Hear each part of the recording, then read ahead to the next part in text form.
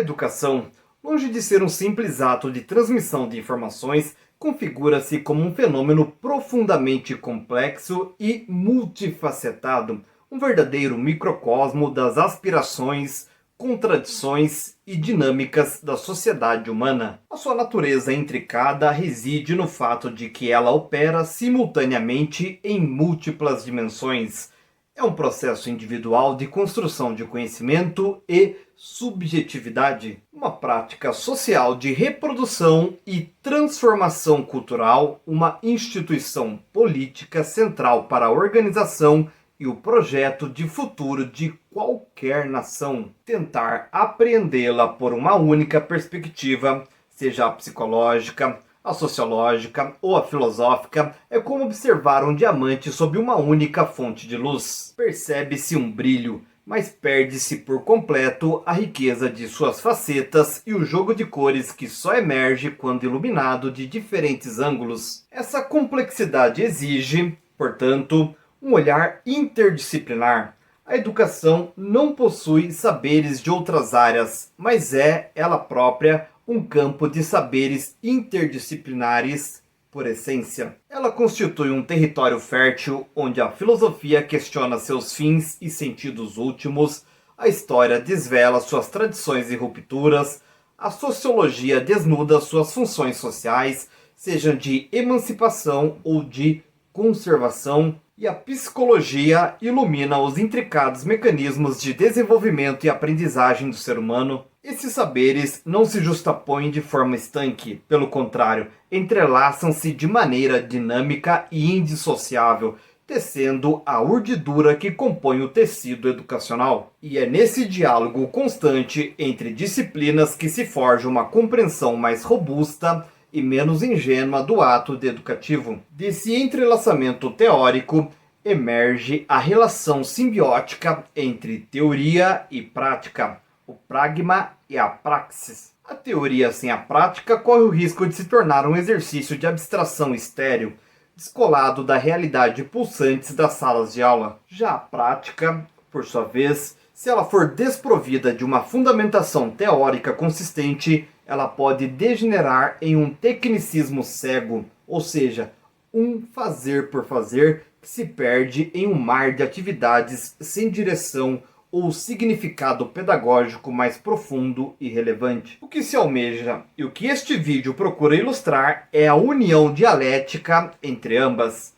A prática informando e problematizando a teoria e a teoria orientando, criticando e iluminando a prática. E é neste ciclo reflexivo que se forma um todo coerente, não um sistema fechado e rígido, mas um corpo de conhecimentos vivo e em constante evolução, que orienta a ação educativa de forma intencional e crítica. Para navegar por esse vasto e complexo território é necessário mapear os seus pilares fundamentais. E esta exploração detalhada percorrerá de forma sistemática esses pilares que sustentam tanto a reflexão quanto a ação educativa. E iniciaremos nossa jornada nos alicerces mais abstratos e fundantes. A filosofia da educação, que nos convida a perguntar por que e para que educar.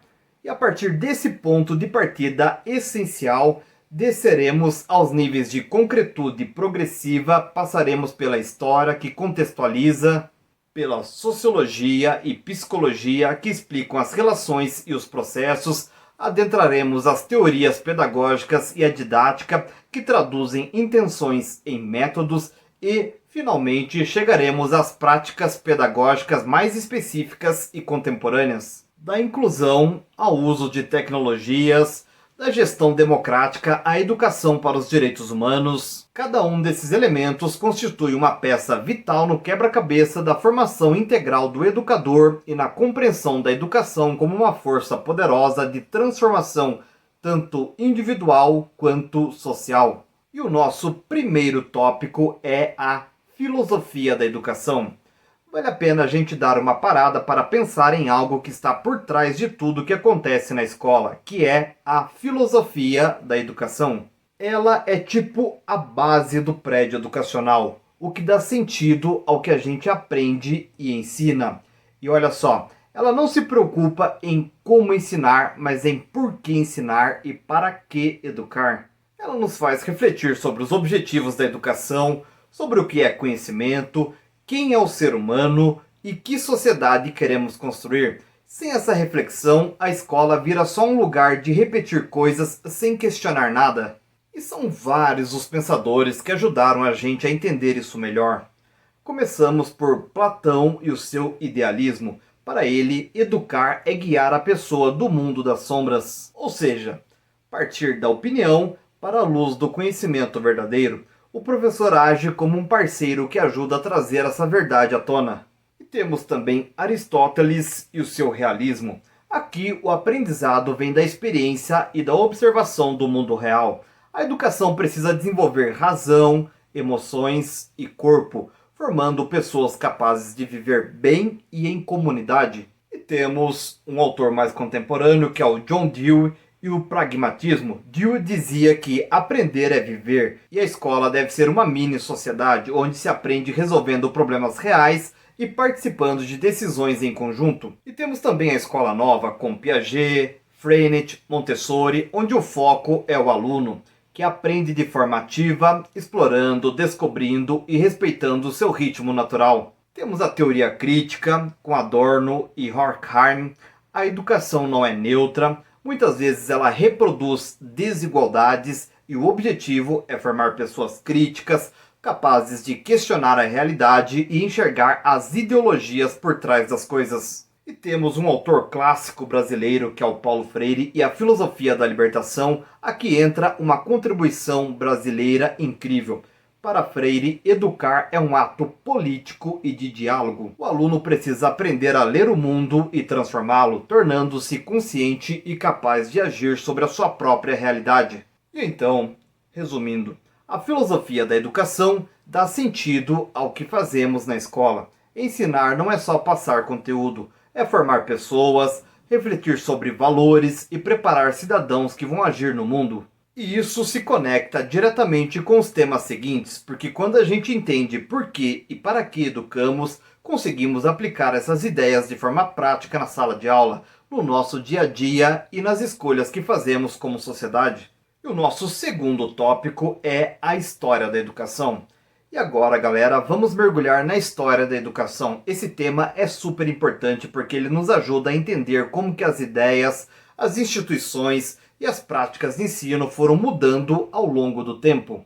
E mais do que isso, conhecer o passado é essencial para interpretar os desafios do presente e imaginar o futuro da educação. Bora ver alguns momentos históricos e os autores que marcaram essas transformações com um foco especial na nossa realidade histórica brasileira. A educação lá na Antiguidade, na Grécia e na Roma, ela tinha como objetivo formar o cidadão desenvolvendo corpo, mente e caráter. Isso era chamado de paideia. Já na Roma Antiga, o foco era a humanitas, preparar pessoas para participar da vida pública e privada, cultivando saberes diversos. Durante o período medieval, aqui quem mandava era a Igreja Católica. O ensino nas universidades era chamado de escolástico e Tomás de Aquino se destacou como referência, tentando conciliar fé e razão. E temos, é claro, a educação jesuítica, que ocorreu dos séculos XVI ao XVIII. Os jesuítas criaram o Ratio Studiorum, que era um sistema de ensino muito organizado e humanista que chegou ao Brasil colonial e influenciou bastante a nossa educação. Eles valorizavam disciplina, cultura geral e formação ética. E temos o Iluminismo e a educação moderna. Com pensadores como Rousseau e os enciclopedistas, surgiram ideias de educação pública, laica e obrigatória.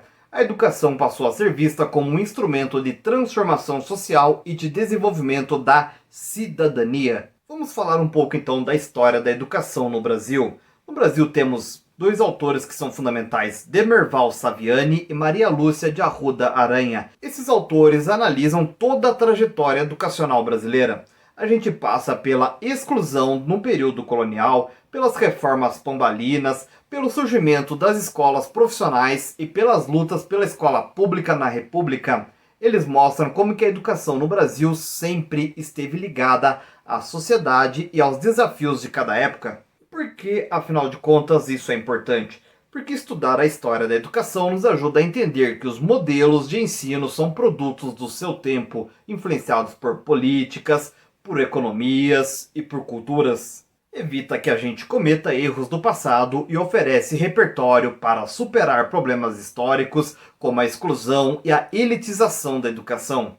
Então, entender a história da educação é como ter um mapa. Ele mostra de onde viemos e nos ajuda a decidir para onde queremos ir, garantindo que a escola seja mais justa e inclusiva para todo mundo. E para finalizar esse tópico, vale a pena reforçarmos a história da educação aqui no nosso país, ou seja, a história da educação no Brasil. A história da educação no Brasil é marcada por transformações profundas, refletindo os contextos sociais, econômicos e políticos de cada contexto. Ela mostra que a educação sempre esteve ligada à estrutura da sociedade e que não é um processo neutro. Vamos começar então falando um pouco sobre a educação no período colonial, que vai de 1500 a 1800 mais ou menos.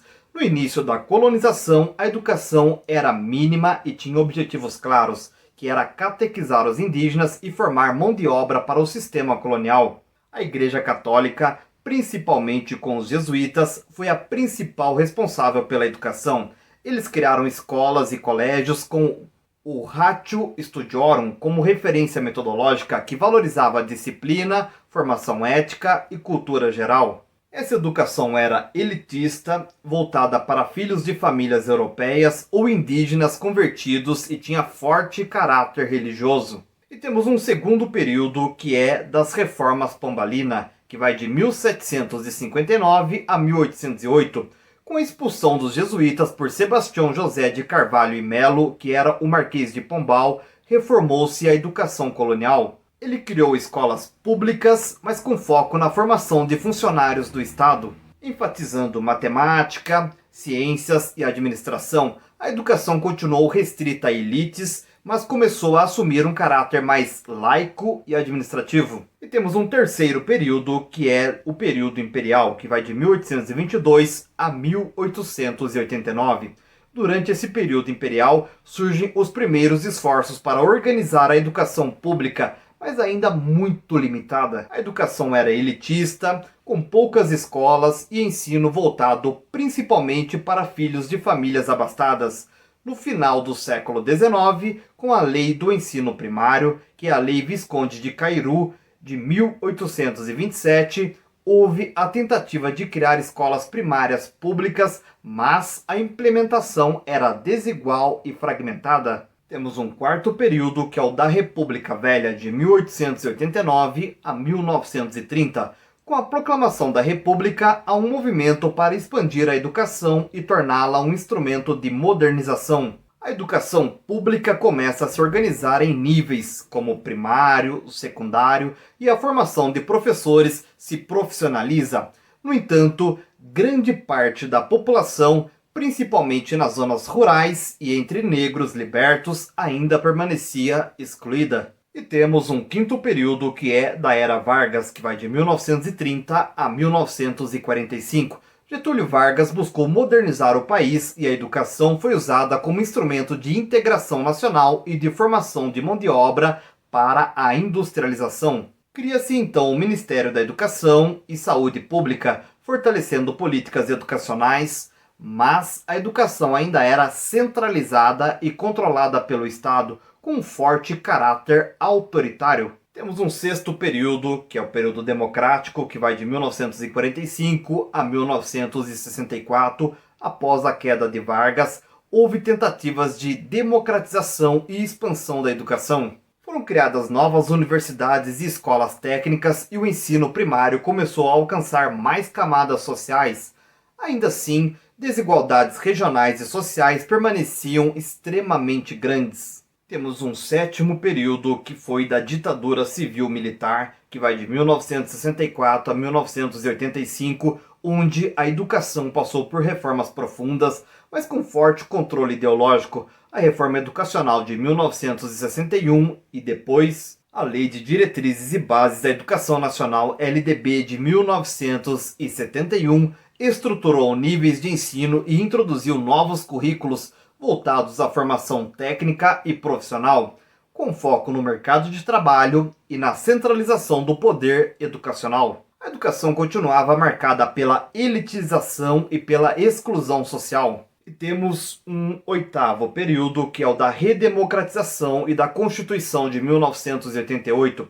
A Constituição Federal de 1988 trouxe avanços importantíssimos: a educação como direito de todos e dever do Estado, e o ensino gratuito e obrigatório até os 14 anos, promoção da educação pública e compromisso com a igualdade. Foi o ponto de partida para políticas de expansão escolar e programas voltados à inclusão. E temos um nono período, que são os anos mais recentes, que começa em 1990 e vem até os dias de hoje.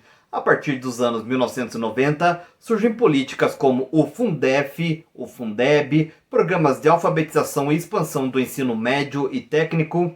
A educação superior também se democratiza com a criação de universidades federais e expansão de vagas. Ao mesmo tempo, desafios persistem: desigualdades regionais, infraestrutura precária em escolas públicas, evasão escolar e qualidade do ensino ainda desigual. Por fim, vale a pena ressaltarmos contribuições de autores brasileiros. Demerval Saviani destaca que a educação no Brasil foi historicamente excludente e elitista, defendendo uma perspectiva crítica e emancipadora da escola pública. Maria Lúcia de Arruda Aranha analisa a trajetória da educação brasileira, mostrando como as reformas e políticas sempre refletiram interesses sociais e políticos e defendendo a valorização da escola pública como instrumento de inclusão. Conclusão: estudar a história da educação no Brasil nos ajuda a entender que cada modelo educacional é produto do seu tempo, influenciado por política, economia e cultura. Permite perceber como os problemas históricos, como a exclusão, a elitização e a desigualdade, ainda influenciam a educação atual e nos dá repertório para pensar em soluções que tornem a escola mais justa e inclusiva. Vamos passar então para o nosso terceiro tópico, que é a sociologia da educação. E aí, galera, agora a gente vai entrar em um tema que conversa muito com a filosofia e a história da educação, que é a sociologia da educação. Esse campo da sociologia estuda como a escola e a sociedade estão profundamente ligadas. Ou seja, a escola não é uma ilha isolada. Tudo o que acontece nela reflete os valores, as regras e até as desigualdades da sociedade em que está inserida. E entender isso é extremamente importante para percebermos que a educação não acontece de forma neutra. Vamos então conhecer algumas teorias e autores que explicam essas relações e nos ajudam a entender melhor como que a escola funciona na prática. Primeiramente, temos o funcionalismo, com Emily Durkheim. Durkheim via a escola como um espaço essencial para socializar. É lá que a gente aprende normas, regras e valores que permitem à sociedade funcionar de forma organizada. Por exemplo, aprender a respeitar horários, regras de convivência ou colaborar com os colegas não é só para o aluno se dar bem. Isso ajuda toda a comunidade escolar a se organizar e conviver melhor. E temos as teorias da reprodução, com Pierre Bourdieu e Jean-Claude Passeron. Já Bourdieu e Passeron mostraram que a escola nem sempre é neutra. Ela tende a favorecer o capital cultural das classes dominantes, ou seja, os conhecimentos, hábitos e formas de falar que algumas famílias já possuem. Assim, muitas vezes a escola acaba reproduzindo desigualdades sociais, mas isso aparece mascarado como se fosse talento natural ou mérito individual. Ou seja, não é que algumas pessoas são mais capazes, mas que a escola reconhece mais o que já está dentro do padrão da elite. E temos, é claro, as teorias da resistência, com Paul Willis, Henri Giraud, mas a relação entre escola e sociedade não é só passiva. Alunos e professores resistem, negociam e criam culturas próprias dentro da escola, contestando regras e ideias impostas. Um exemplo simples dessa teoria é alunos que inventam jeitos diferentes de aprender ou até de brincar que fogem do modelo oficial. Isso mostra que a educação é também um espaço de criatividade, disputa e transformação. E temos a sociologia do currículo com Michel Apple. E aqui a gente pergunta: de quem é o conhecimento que ensinamos? O currículo escolar não é neutro, ele é construído social e politicamente. Ensinar certos conteúdos e deixar outros de fora mostra escolhas de valores e interesses que refletem a sociedade em que vivemos. Isso influencia diretamente o que os alunos consideram importante ou legítimo aprender. E afinal de contas, por que tudo isso importa? Porque a sociologia da educação nos ajuda a desnaturalizar o fracasso escolar.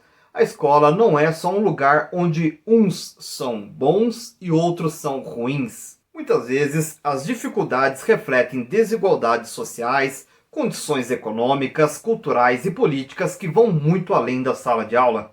E entender tudo isso nos dá ferramentas para pensar em uma educação mais justa que realmente promova a igualdade de oportunidades e respeite a diversidade. Resumindo, ensinar e aprender é, acima de tudo, uma experiência social. A escola funciona como um microcosmo da sociedade. Ela reproduz valores, normas e desigualdades, mas também oferece espaço para resistência, transformação e construção de uma educação mais inclusiva, crítica e, sobretudo, consciente. Vamos passar então para o nosso quarto tópico, que é psicologia da educação. Agora a gente vai falar de um tema que conversa com tudo que já vimos sobre filosofia, história e sociologia da educação, que é a psicologia da educação. Esse campo estuda como que os seres humanos aprendem e se desenvolvem, oferecendo bases científicas para a gente entender como se dá a construção do conhecimento. Ou seja, ela ajuda a responder perguntas como: por que alguns alunos aprendem de um jeito e outros de outro? Ou como cada fase do desenvolvimento influencia diretamente na aprendizagem? Vamos conhecer então algumas das principais teorias e autores que ajudam a gente a entender isso melhor?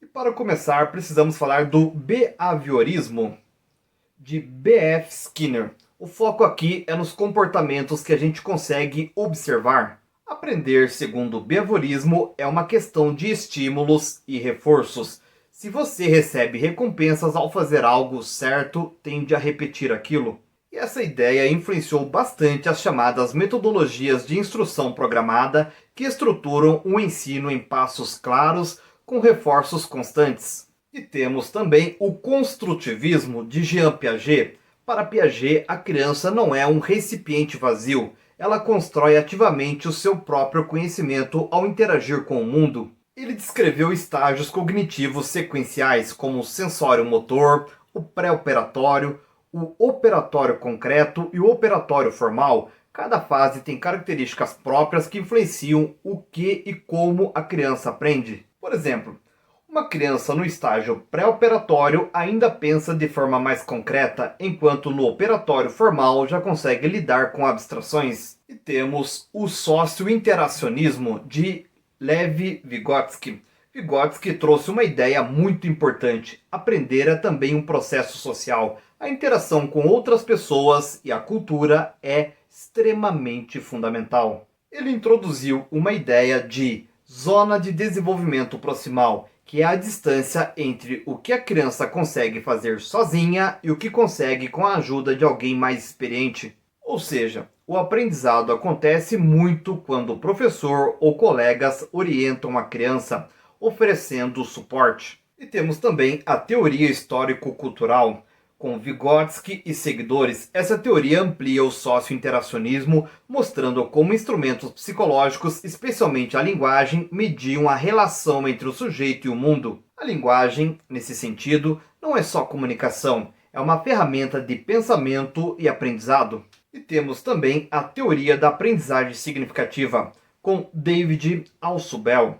Alsubel diferenciou a aprendizagem mecânica, que é decorar informações sem sentido, da aprendizagem significativa, que ocorre quando o novo conhecimento ele se conecta com aquilo que o aluno já sabe. Por exemplo, aprender sobre a Revolução Francesa vai ser muito mais eficaz se o aluno relacionar o conteúdo com o contexto social que ele já conhece. Mas, afinal de contas, por que é que tudo isso é importante? Porque a psicologia da educação ela dá fundamento científico à prática pedagógica. Ela ajuda o professor a entender as capacidades, limitações e necessidades de cada aluno em cada fase do desenvolvimento. Assim, desse modo, é possível planejar atividades e intervenções mais eficazes, tornando a aprendizagem mais eficiente, motivadora e personalizada. Resumindo, estudar psicologia da educação é essencial para ensinar de forma consciente, entendendo que aprender não é apenas acumular informação, mas construir conhecimento de maneira ativa,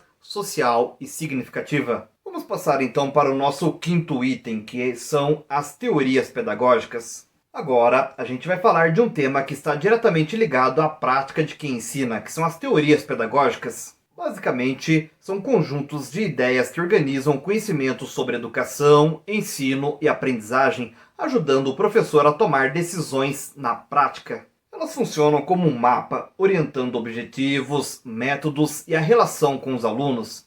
Vamos conhecer algumas das principais correntes pedagógicas. Primeira delas, pedagogia tradicional.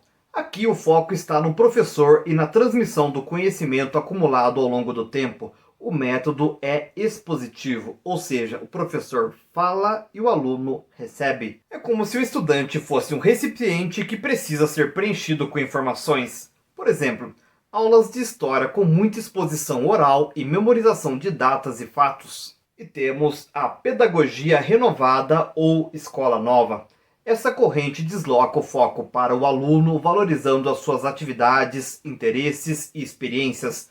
O lema é aprender fazendo. Ou seja, o aluno constrói o conhecimento explorando, experimentando e participando ativamente. Um exemplo clássico é a abordagem de Maria Montessori ou Celestine Freinet, onde a criança aprende manipulando materiais e resolvendo problemas concretos. E temos também a pedagogia tecnicista das décadas de 1960 e 70, inspirada no behaviorismo e na teoria de sistemas. Essa pedagogia vê a educação como um processo técnico e eficiente, com pouca reflexão sobre valores ou sociedade. O objetivo principal era formar mão de obra preparada para o mercado de trabalho. Aqui, o ensino se organiza em etapas bem definidas, com metas claras e avaliação objetiva do desempenho. E temos, é claro, a pedagogia histórico-crítica. Com Demerval Saviani, Saviani trouxe uma perspectiva mais social. A escola deve garantir o acesso ao conhecimento sistematizado, o saber científico e histórico, especialmente para as classes populares. A educação, segundo essa visão, é um instrumento de luta e emancipação, permitindo que os alunos compreendam a realidade e se tornem sujeitos críticos da sociedade. E temos a pedagogia libertadora, do famoso Paulo Freire, já mencionado na filosofia da educação. Aqui ela é apresentada como teoria pedagógica. Freire propõe uma metodologia dialógica e problematizadora, em que professor e aluno aprendem juntos, questionando a realidade e construindo conhecimento de forma crítica. Um bom exemplo disso é o método de leitura do mundo antes da leitura da palavra, incentivando reflexão e ação social. E por que tudo isso importa? Porque conhecer as teorias pedagógicas ajuda o professor a planejar melhor suas aulas, escolher estratégias adequadas e entender qual que é o seu papel e o papel do aluno nesse processo complexo de ensino e aprendizagem. É como ter diferentes lentes para enxergar a educação e decidir o caminho mais eficaz para cada situação. Resumindo, estudar teorias pedagógicas é fundamental para transformar a educação em algo mais significativo, inclusivo e conectado com a realidade do aluno, garantindo que a escola seja mais do que um espaço de transmissão de conteúdo, seja um lugar de construção de conhecimento e cidadania. Vamos então para o nosso sexto tópico, que é didática e metodologias de ensino. Pessoal, para fechar esse nosso percurso pelas bases da educação, vamos falar sobre um tema essencial para quem está no dia a dia da sala de aula, que é a didática e as metodologias de ensino. Se até aqui a gente viu teorias, conceitos e fundamentos, a didática é o momento em que tudo isso ganha vida. É como se fosse o coração prático da educação, a parte que transforma as ideias pedagógicas em ações concretas. A palavra didática vem do grego didatike, que significa a arte de ensinar. E é exatamente isso. A didática é o campo que estuda os métodos, as técnicas e as estratégias que o professor usa para organizar e conduzir o processo de ensino e aprendizagem. Para entender melhor, vamos ver algumas das principais ideias e abordagens dentro da didática. Vou começar pelo planejamento de aula, que é o ponto de partida. Nenhuma boa aula nasce do improviso. Aqui o professor define objetivos claros, escolhe os conteúdos, pensa nas metodologias e decide como vai avaliar o aprendizado. É o momento de alinhar teoria e prática, garantindo que cada atividade tenha um propósito. E temos os métodos expositivos, que são os mais tradicionais, mas ainda muito úteis. A aula expositiva dialogada, por exemplo, é quando o professor explica o conteúdo, mas abre espaço para perguntas, comentários e exemplos dos alunos. Particularmente, esse é um método que eu mais utilizo. A demonstração também entra aqui, e que é ideal para mostrar um procedimento, um experimento ou um modelo.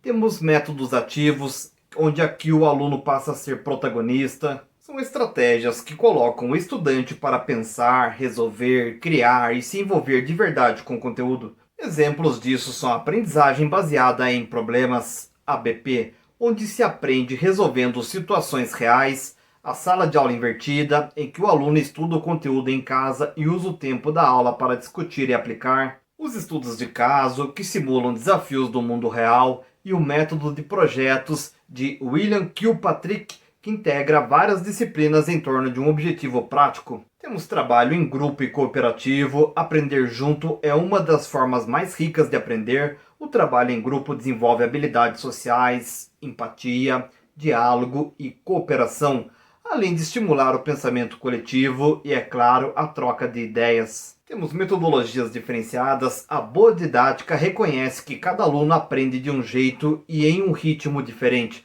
Por isso, o professor precisa adaptar suas estratégias usando recursos variados. Vídeos, debates, jogos, mapas mentais, experimentos, entre outros, para garantir que todos consigam participar e compreender. E qual que é a importância disso tudo? A didática é o que dá intencionalidade e organização ao ensino. Ela transforma as intenções pedagógicas, aquelas ideias mais teóricas, em ações concretas na sala de aula. É o que faz a diferença entre uma aula que simplesmente acontece e uma aula que realmente ensina, engaja e transforma. Em resumo, as metodologias são os caminhos e a didática é o mapa que orienta esses caminhos. Quando o professor domina essa arte, ele não só ensina melhor, como também cria experiências de aprendizagem que marcam o aluno para a vida toda. E o nosso sétimo item são as teorias e práticas de currículo. Vamos conversar agora sobre um tema que vai muito além da simples ideia de uma lista de matérias, o currículo escolar. Muita gente pensa que currículo é só aquele conjunto de disciplinas como português, matemática, história, geografia, filosofia, etc. Mas ele é muito mais do que isso. O currículo é tudo o que a escola ensina, tanto de forma intencional quanto de maneira indireta. Aquilo que chamamos de currículo oculto. Isso inclui não apenas os conteúdos, mas também os valores, atitudes, normas de convivência e até a maneira como os professores e os alunos se relacionam no ambiente escolar. Agora, quando falamos em teorias do currículo, entramos em um campo riquíssimo de debates e interpretações. Por exemplo, o currículo tradicional tem como foco principal o conteúdo. A ideia aqui é valorizar o conhecimento clássico, sistematizado e garantir que os alunos dominem os conteúdos disciplinares. Já o currículo técnico, muito influenciado por Ralph Tyler, surgiu como uma preocupação mais prática definir objetivos claros e mensuráveis. Nessa visão, o ensino deve ser planejado quase como um processo industrial, com metas, resultados e comportamentos observáveis, uma proposta muito presente nas décadas de 1960 e 1970. Mas, com o tempo, surgiram críticas fortes a essas visões mais rígidas. Aí entram as teorias críticas do currículo, com nomes como Michel Apple e Henri Giraud. Eles defendem que o currículo não é neutro, ele reflete disputas de poder, ideologias e interesses. Ou seja, o que se ensina e o que se deixa de ensinar também são decisões políticas e culturais. E essa perspectiva convida a pensar: por que certos autores, certos temas e certas histórias estão no currículo e outros não? Mais recentemente, aparecem as teorias pós-críticas, muito influenciadas por pensadores como Tomás Tadeu da Silva. Elas ampliam ainda mais o debate, trazendo questões sobre identidade, gênero, raça e relações de poder. E aqui o currículo é visto como algo em constante construção, sempre atravessado pelas experiências e pelas vozes de diferentes grupos sociais. E, por fim, temos propostas como o currículo integrado e o currículo transversal, que buscam romper com aquela divisão rígida entre as disciplinas. A ideia aqui é conectar os saberes e incluir temas contemporâneos e essenciais como ética, meio ambiente, saúde, diversidade e cidadania. Em resumo, compreender o currículo como uma construção social é fundamental para que ele se torne mais plural, democrático e significativo. É uma forma de descolonizar o conhecimento e garantir que todos os estudantes se vejam representados no que aprendem. Afinal, a escola deve ser um espaço de transformação e o currículo é o coração dessa transformação. Vamos então para o nosso 8º item, que são as políticas públicas, organização, financiamento e avaliação da educação brasileira. Esse é um tema que parece técnico, mas que é essencial para entender como que a educação realmente funciona no Brasil.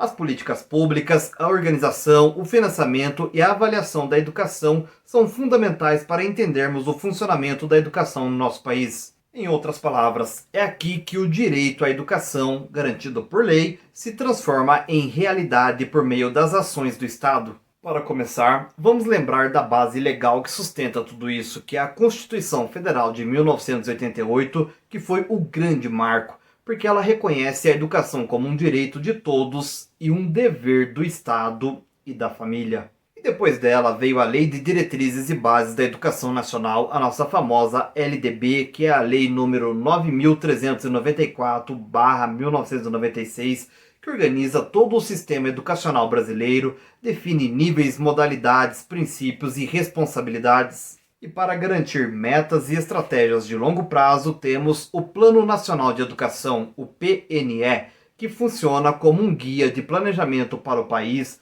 com objetivos a serem cumpridos em 10 anos, mas é claro que, para tudo isso sair do papel, é preciso dinheiro. E é aí que entra o Fundeb, o Fundo de Manutenção e Desenvolvimento da Educação Básica.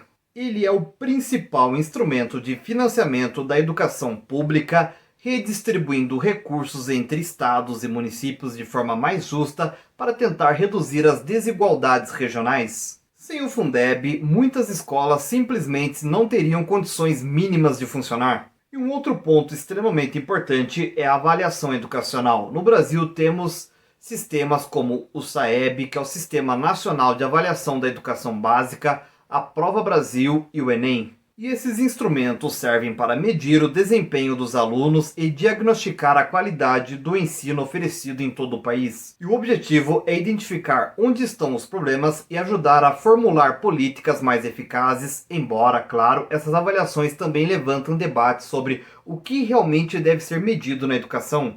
E, para fechar, não dá para esquecer da gestão escolar. Existem diferentes modelos, desde a gestão democrática, que valoriza a participação da comunidade escolar nas decisões, até formas mais técnicas, focadas em resultados e eficiência administrativa.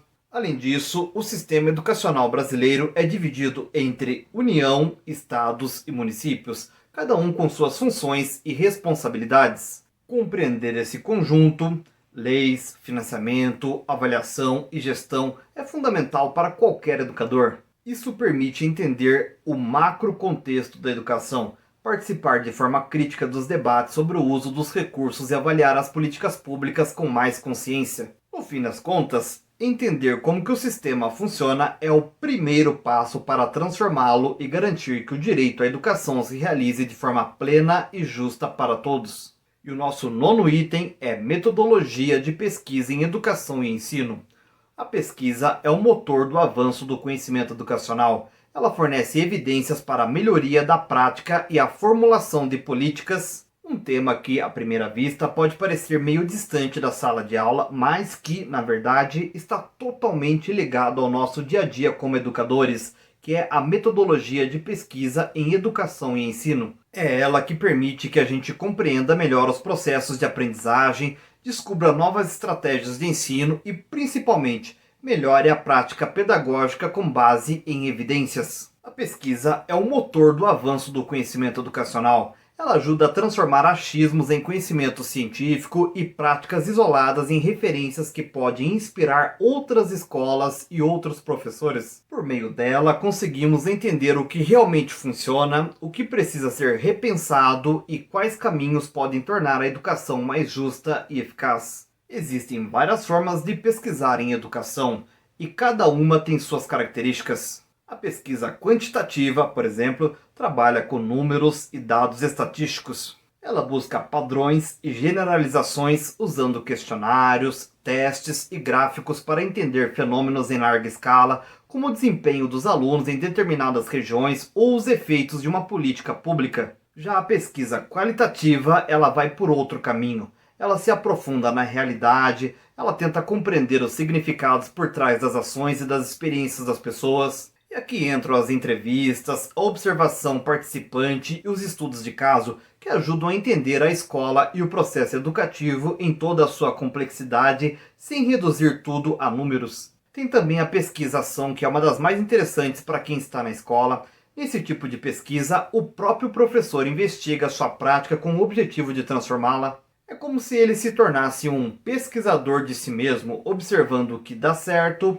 o que precisa mudar e testando novas formas de ensinar, sempre com base na reflexão e na experiência real. Outro tipo muito importante é o chamado estado da arte, que mapeia o que já foi produzido sobre um determinado tema. Ele ajuda a entender o que já se sabe, o que está sendo debatido e onde ainda há lacunas a serem exploradas. Esse tipo de pesquisa é essencial para quem quer aprofundar o conhecimento e contribuir com novas perspectivas. No fim das contas, pesquisar é aprender a olhar com mais atenção e criticidade para o nosso próprio trabalho. A metodologia de pesquisa em educação desenvolve no educador um olhar investigativo, reflexivo e sistemático. E isso transforma completamente a forma de atuar em sala de aula. Em vez de apenas aplicar métodos prontos, o professor passa a produzir conhecimento, tornando-se um verdadeiro agente de mudança dentro da educação. E o nosso 10º item são as tecnologias da comunicação e informação nas práticas educativas,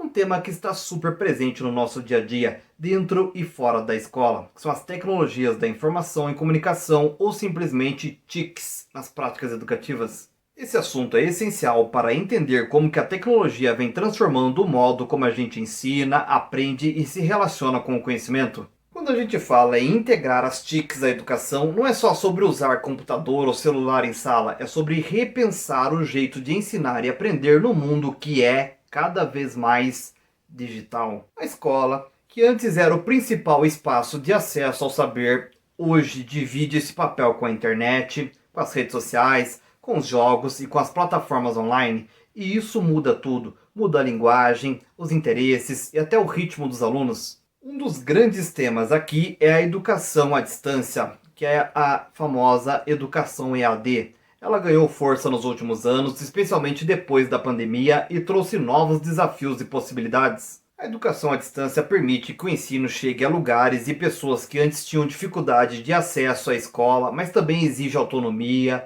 disciplina e um bom uso das ferramentas digitais. Outro ponto importante é a cultura digital. Vivemos cercados por telas, memes, vídeos curtos e informações que circulam o tempo todo. Essa cultura influencia diretamente a forma como pensamos e aprendemos, por isso o professor precisa compreender esse novo cenário e aproveitar o que ele tem de melhor, como os jogos educativos, as redes sociais e os vídeos interativos, para conectar o conteúdo à realidade dos alunos.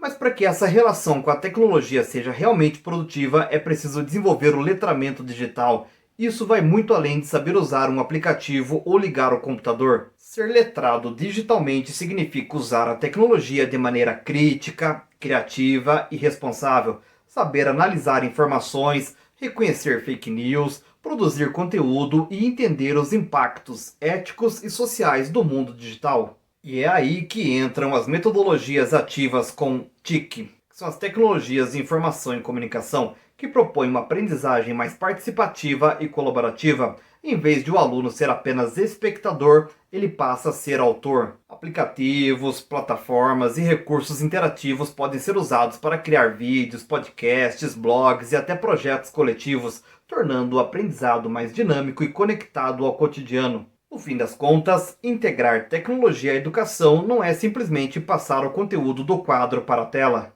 É transformar a forma como aprendemos, tornando a escola um espaço que conversa com o presente e prepara os alunos para o futuro. O desafio é usar as ferramentas digitais não como distração, mas como pontes para o conhecimento, ajudando a formar cidadãos críticos, criativos e preparados para viver e construir esse mundo digitalizado. O nosso 11º item, que é o letramento científico, vai além do ensino de fatos científicos. É a capacidade de compreender e interpretar o mundo natural e tecnológico, tomando decisões fundamentadas sobre questões científicas da vida cotidiana. Um tema que é fundamental no mundo em que vivemos, que é o letramento científico. Esse conceito vai muito além de decorar fórmulas ou saber o nome dos planetas. Ele está diretamente ligado à nossa capacidade de entender e interpretar o mundo e usar o conhecimento científico para tomar decisões no dia a dia e participar de forma crítica da sociedade. Pensa comigo, todos os dias a gente se depara com informações científicas,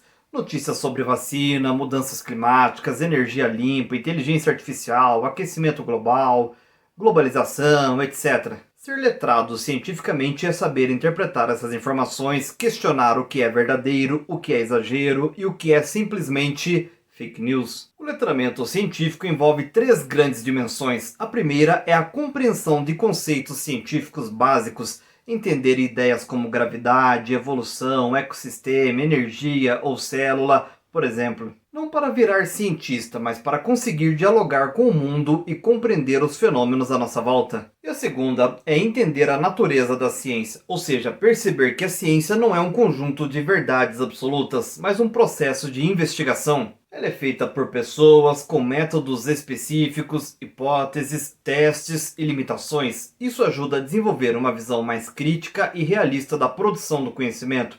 A ciência muda, se aperfeiçoa, se corrige. E a terceira dimensão é a capacidade de ler e interpretar textos de divulgação científica, aqueles que aparecem em revistas, sites e reportagens. Saber ler esses textos com atenção, identificar as fontes, comparar informações e tirar conclusões fundamentadas é um exercício de cidadania. A importância do letramento científico é enorme. Ele forma cidadãos críticos e conscientes capazes de tomar decisões responsáveis sobre temas que afetam a todos nós. Quando a gente entende como que a ciência funciona, fica mais fácil combater pseudociências, teorias da conspiração e desinformação, que estão cada vez mais presentes no nosso cotidiano. Em resumo, ser letrado cientificamente é aprender a pensar com base em evidências, é ter curiosidade, espírito investigativo e senso crítico. É entender que a ciência está presente em tudo, no remédio que tomamos, na comida que comemos, no celular que usamos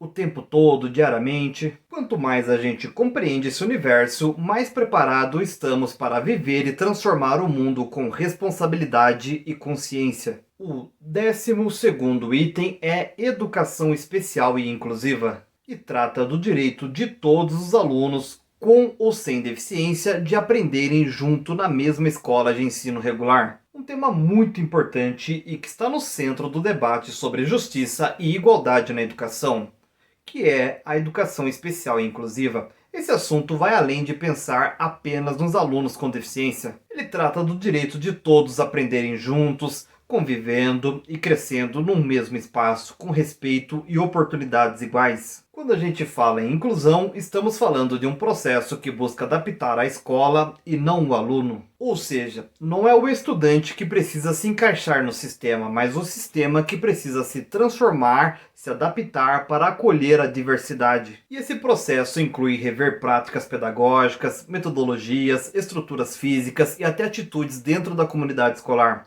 Outro ponto essencial são as adequações curriculares. Nem todos aprendem do mesmo jeito ou no mesmo ritmo, e isso é completamente normal. As adaptações no currículo, como simplificação de conteúdos, uso de diferentes linguagens ou formas alternativas de avaliação, garantem que cada aluno tenha acesso real ao aprendizado, respeitando suas particularidades. E para apoiar esse processo entram as tecnologias assistivas. Elas são recursos e serviços que promovem a autonomia e a participação dos estudantes com deficiência. Pode ser um software de leitura de tela, uma cadeira adaptada, um teclado especial ou qualquer ferramenta que ajude o aluno a interagir melhor com o conteúdo e com os colegas. Também temos as salas de recursos multifuncionais que funcionam como espaços de atendimento educacional especializado. Elas não substituem a sala de aula comum. Na verdade, elas são um complemento do processo de aprendizagem, oferecendo um apoio no contraturno com atividades e materiais adaptados às necessidades de cada estudante. E por que esse tema ele é tão relevante? Porque a educação inclusiva é, antes de tudo, uma questão de direitos humanos. Ela defende o princípio de que todos têm o mesmo valor e o mesmo direito de aprender. Além disso, a convivência em ambientes diversos ensina valores fundamentais como empatia, solidariedade, respeito e cooperação. Em resumo, a escola inclusiva não é uma escola para alguns, é uma escola aberta e acessível para todos. Uma escola que acredita na potência de cada estudante e entende que a diversidade não é um problema a ser resolvido, mas uma riqueza que amplia as experiências e o aprendizado de todos nós. E o 13º item são Libras, Cultura e Identidade Surda. Reconhece a língua brasileira de sinais, Libras, como língua materna da comunidade surda e sua importância para a construção de uma identidade cultural própria e não como uma deficiência a ser curada. Não é só um jeito de se comunicar, mas uma parte fundamental da identidade da comunidade surda. Libras é a língua brasileira de sinais e para os surdos é a língua materna deles.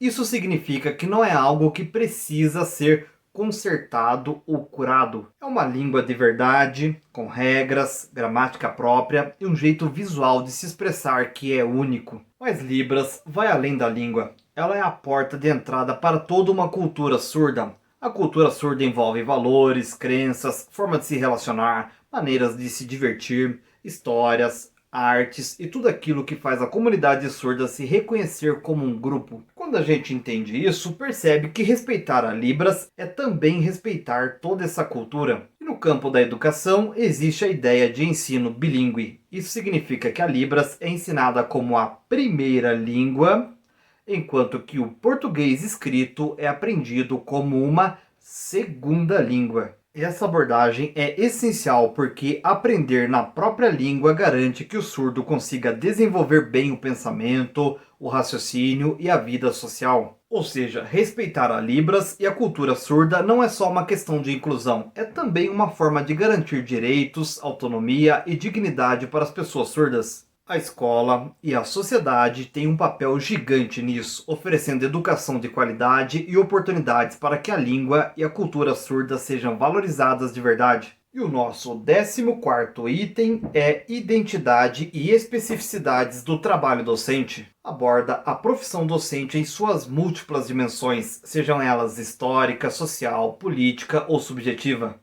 Vamos falar então agora sobre a profissão de professor, que é muito mais complexa do que muita gente imagina. Ser professor não é só passar conteúdo, é atuar em diferentes dimensões, histórica, social, política e também pessoal, na nossa própria experiência. E um ponto importante são os saberes docentes. Um conceito desenvolvido por Maurice Tardif, ele explica que o professor constrói conhecimentos únicos a partir da prática. Tem os saberes disciplinares que vêm da sua área de estudo, os saberes curriculares ligados a como ensinar o que está no plano de aula e os saberes experienciais que vêm da vivência no dia a dia da sala de aula. Esses saberes se misturam e formam a identidade profissional do docente. Outro ponto fundamental é a formação do professor, tanto a inicial na universidade quanto a continuada, que acontece durante toda a carreira.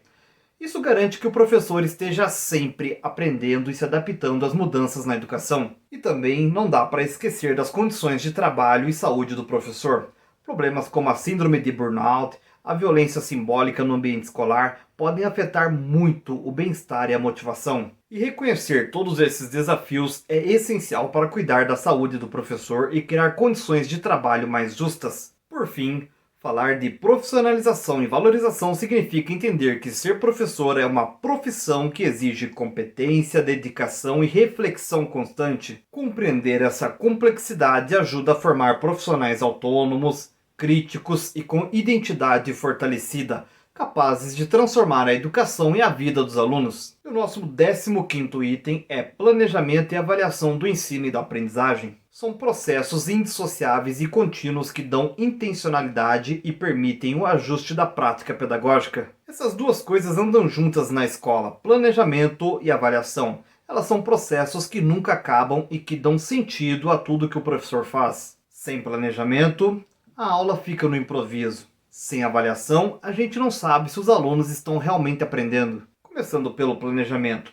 Ele é como um mapa da nossa ação, define o que vamos ensinar, por quê, como vamos fazer e para quê. Ou seja, não é só preparar conteúdo, mas pensar em estratégias, atividades e objetivos para que o aprendizado aconteça de verdade. Já a avaliação tem diferentes funções. A diagnóstica serve no começo, ajuda a entender o que os alunos já sabem e onde estão as dificuldades. Temos também a avaliação formativa, que acontece durante o processo, é aquela que acompanha, dá feedback e ajuda a corrigir o caminho. E por fim temos uma avaliação que é a somativa, que vem no final e verifica os resultados e mede o que foi aprendido. O mais importante é perceber que a avaliação ela não é só para dar nota, especialmente a formativa. Ela é uma ferramenta de aprendizagem que ajuda o aluno a evoluir e o professor a ajustar a sua prática.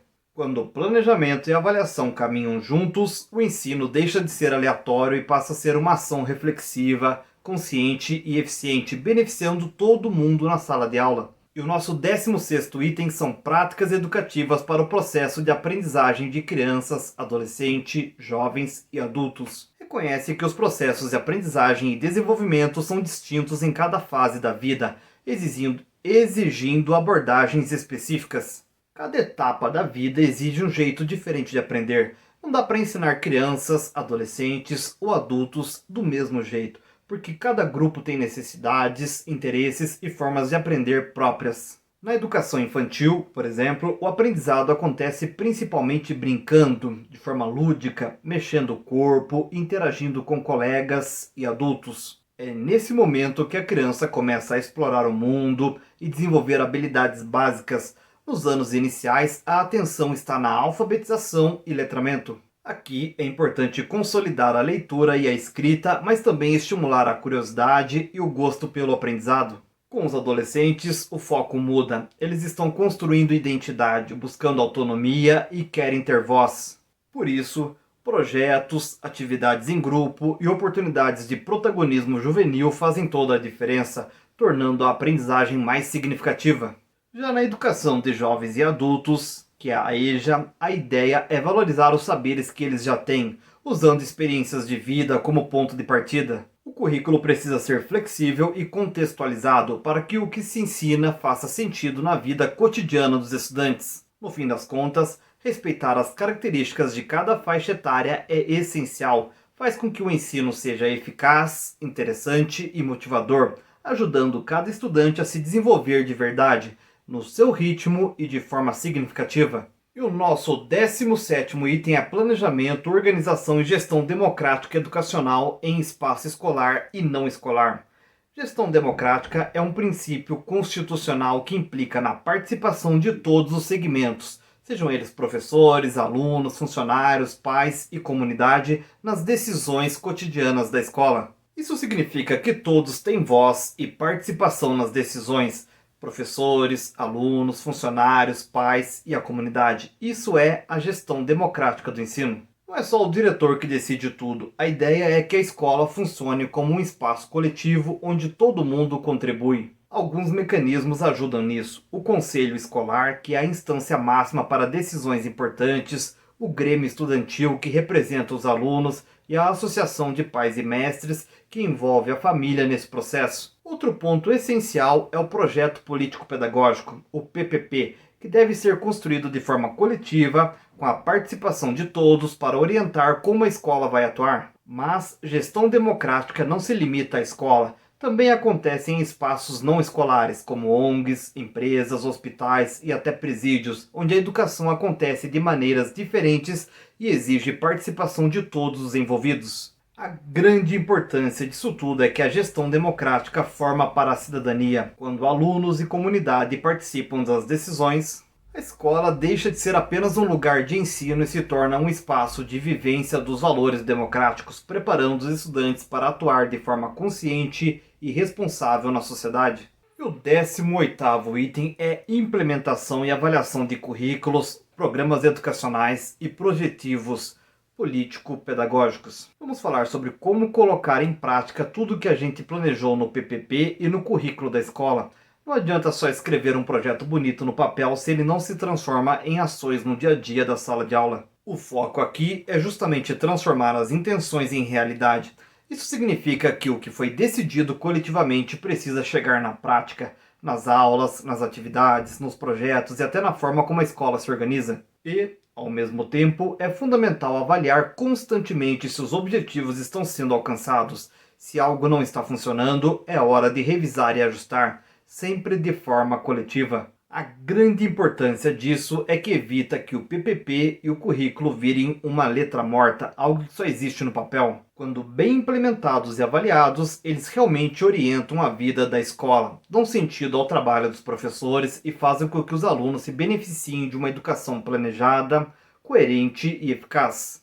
E o nosso 19º item são práticas de articulação entre escola, família e comunidade. A educação é uma responsabilidade compartilhada. A parceria entre escola, família e comunidade ela é vital para o sucesso do aluno. A educação ela não é responsabilidade apenas da escola. Para que o aluno tenha sucesso, é preciso que a escola, família e comunidade trabalhem juntos. Quando todos se envolvem, o aprendizado se torna mais completo e significativo. Existem várias estratégias para fortalecer essa parceria. Por exemplo, reuniões participativas, onde pais e professores trocam informações e alinham expectativas, projetos conjuntos que envolvem alunos, famílias e comunidades, portas abertas que permitem que a comunidade conheça e participe da vida escolar, e até a utilização dos saberes locais no currículo, valorizando a cultura e experiência da comunidade. O mais importante é perceber que essa articulação cria uma rede de apoio para o estudante.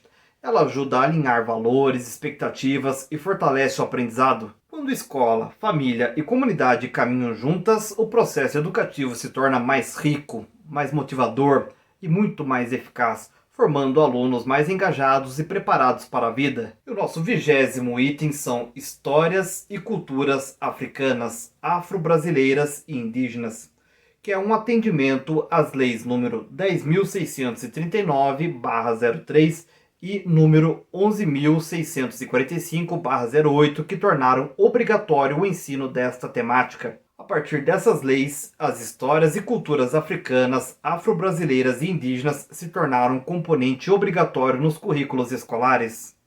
A lei brasileira garante que essas temáticas sejam obrigatórias na escola, porque elas são parte fundamental da formação do nosso país. E o principal objetivo é superar a visão eurocêntrica da história, que muitas vezes coloca a Europa como o centro de tudo. A ideia aqui é mostrar a contribuição essencial desses povos na construção do Brasil, na construção da cultura brasileira, na construção da economia brasileira, nas tradições, na arte, no folclore e na ciência. Enfim, a nossa identidade nacional ela é formada com todas essas contribuições.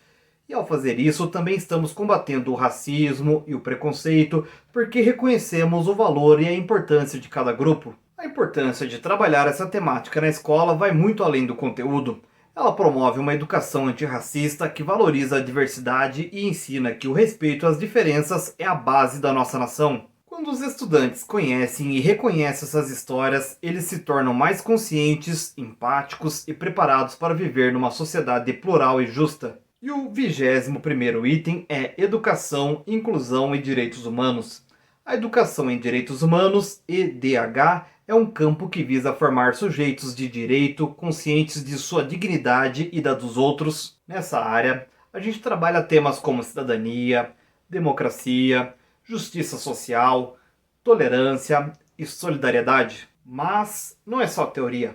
Ela está profundamente ligada à inclusão de grupos que historicamente foram marginalizados, garantindo que todos tenham acesso à educação e à participação na sociedade. O mais importante é entender que educação em direitos humanos não é só uma matéria, é a base para construir uma sociedade mais justa, pacífica e igualitária. Quando os estudantes aprendem sobre direitos e inclusão, eles se tornam cidadãos mais conscientes, responsáveis e preparados para transformar o mundo ao redor de forma muito mais positiva. E o nosso 22º item é educação socioambiental, que vai além da educação ambiental, propõe uma visão crítica da relação sociedade-natureza, questionando o modelo de desenvolvimento predatório. Essa disciplina nos convida a olhar criticamente para a relação entre sociedade e natureza, questionando, por exemplo, o modelo de desenvolvimento que explora os recursos naturais sem pensar nas consequências para as gerações futuras. O foco aqui é desenvolver a consciência sobre sustentabilidade, justiça ambiental, consumo consciente e ecologia política. Ou seja, não é só aprender sobre plantas ou reciclagem, mas compreender como nossas escolhas e o modo como a sociedade funciona impactam o meio ambiente e a vida de todos nós. E a importância de trabalhar isso na escola é gigantesca, porque ela ajuda a formar cidadãos capazes de intervir de forma crítica e responsável em questões ambientais, promovendo ações que protejam o planeta e garantam melhor qualidade de vida para as gerações presentes e também para as gerações futuras. E o 23º item é Educação para as Relações de Gênero e Sexualidade, que objetiva combater a discriminação baseada em gênero e orientação sexual, promovendo o respeito à diversidade. Aqui, a ideia é combater qualquer forma de discriminação baseada em gênero ou orientação sexual e ensinar desde cedo o respeito à diversidade. A gente vai trabalhar temas como estereótipos de gênero, que são aquelas ideias prontas sobre como meninos e meninas devem se comportar, identidade de gênero, que é como cada pessoa se reconhece, orientação sexual e também a prevenção à homofobia e à transfobia. Tudo isso ajuda a construir uma convivência mais justa e respeitosa. E a importância disso é enorme. É uma questão de saúde pública e direitos humanos. A escola precisa ser um espaço seguro e acolhedor, onde todos possam aprender sem medo de bullying ou preconceito, se sentindo valorizados e respeitados pelo que são. E por fim, o nosso 24º item é Educação para as Relações Étnico-Raciais. Pessoal, hoje a gente vai falar sobre educação para as relações étnico-raciais, que é um desdobramento do que vimos sobre histórias e culturas africanas, afro-brasileiras e indígenas. Aqui o foco, é claro, é combater o racismo e promover a igualdade racial de forma concreta. Algumas estratégias importantes são valorizar a cultura negra e indígena em sala de aula, discutir o privilégio branco para que todos entendam as desigualdades históricas e sociais e implementar ações afirmativas que realmente promovam inclusão e equidade. A importância disso é muito óbvia e é gigantesca. Para que o Brasil se torne uma democracia racial de verdade, a escola precisa atuar como uma ferramenta de desconstrução do racismo estrutural. Ou seja, a educação ela não serve apenas para transmitir conteúdo, mas para formar cidadãos conscientes, críticos e comprometidos com a justiça e o respeito às diferenças. Vamos então tecer algumas reflexões para concluir toda essa nossa fala de todos esses 24 temas que trabalhamos aqui nesse vídeo. Ou seja, para a gente fechar esse grande percurso de reflexão sobre a educação, é importante entender que esses 24 itens não são blocos isolados, mas são partes de um mesmo organismo vivo, que é a educação em sua totalidade.